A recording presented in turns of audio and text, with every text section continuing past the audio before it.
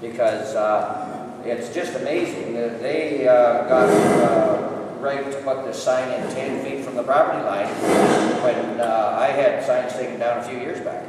So I think this home encroachment by government and them dragging their feet and not responding to the private sector and the people's concerns in the private sector and just bulldozing forward, and they're literally taking over, and this registry is a prime example.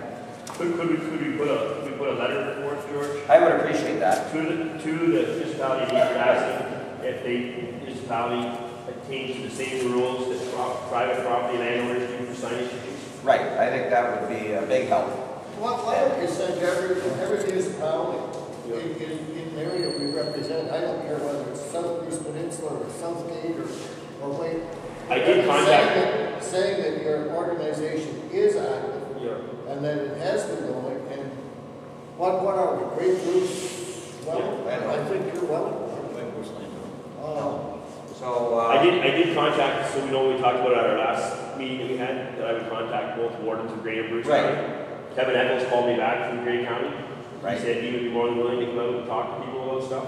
now this But Bill McKeever from Bruce County has not yet returned the phone call, and Kevin said he would prompt him to do that, and that was 2 weeks now or so. well, I'd like I to think see, Kevin even stopped in at my office too to see that I wasn't there too when that started. So well, I'd like to see the landowners send a letter to these gentlemen, because it was April the 1st that we got notice that the municipalities and counties are in negotiation with the province, who again, it seems to be most of these problems originate through the province, whether it's a registry or whether it's this business of they've cut off the funding for the farm tax rebate. Like the farmers now have this 25% mill rate on the market value, and that is very much up for grabs now, because the provinces who said they would fund that had cut off the funding in 2005.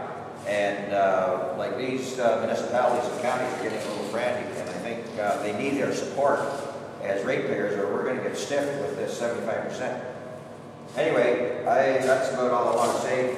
This registry business, people don't realize that personally, people have been registered, and it started in '95. And now they're just moving from the identification, which these gentlemen are doing today now with agricultural commodities and so on.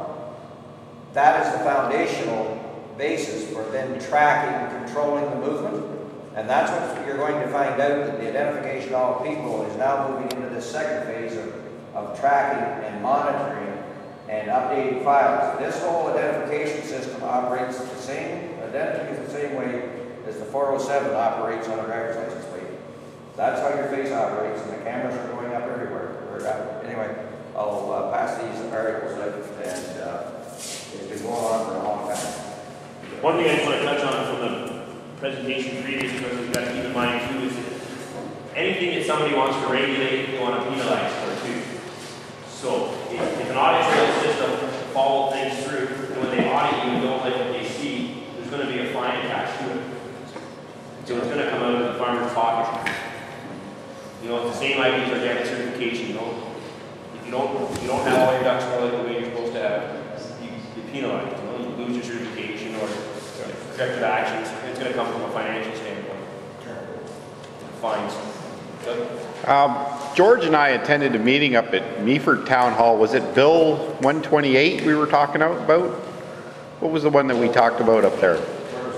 Up at the Meaford Town Hall? What was the number of that bill?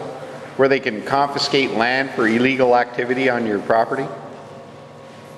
Yeah, I can't remember. This is over the town. Yeah, this is protection of privacy. Protection to. I was on the protection of people and property committee, which they're disbanding now because they aren't getting the results that they want. Like 70 people applied to these committees, and now the committees aren't going to be needed. They want the bureaucrats to fill in for them.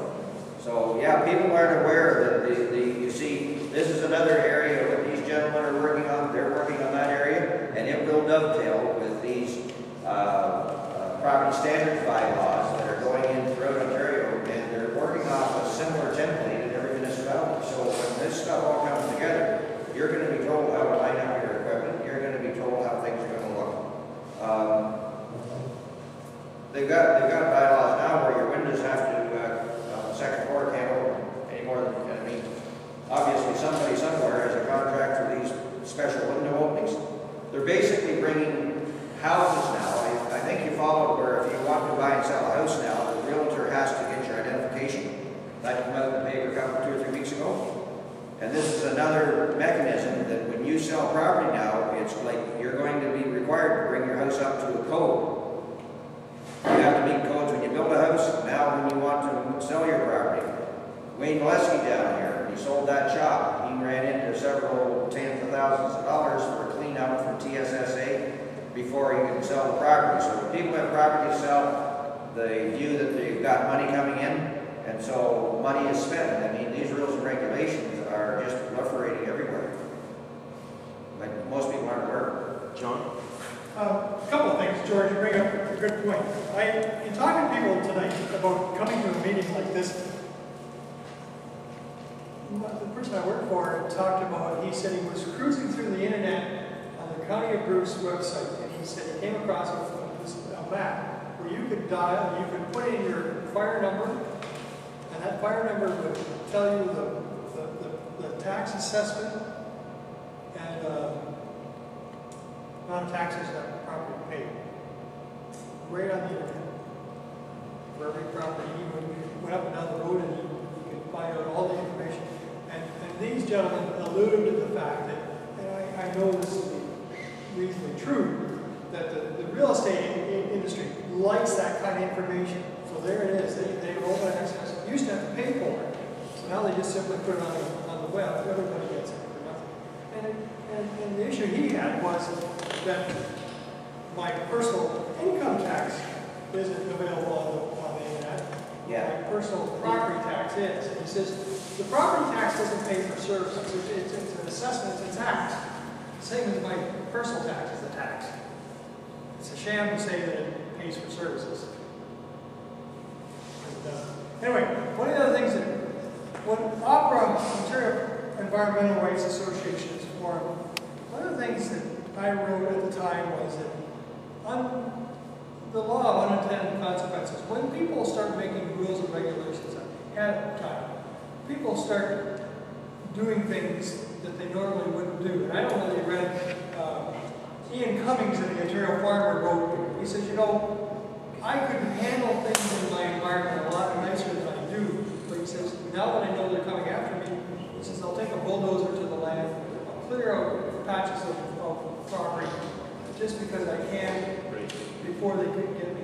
And so a lot of the things that these guys are trying to stop, and the regulations trying to stop, are compounded by people racing ahead of it just because the regulations are going to get them sooner or later. And so we're ruining a lot of the environment just because of these police are out there, or whatever you want to call it. And I had some pretty intelligent people comment that was a very reasonable thing that we don't hear enough of. Anyway, appreciate your time. Our next meeting will be held once again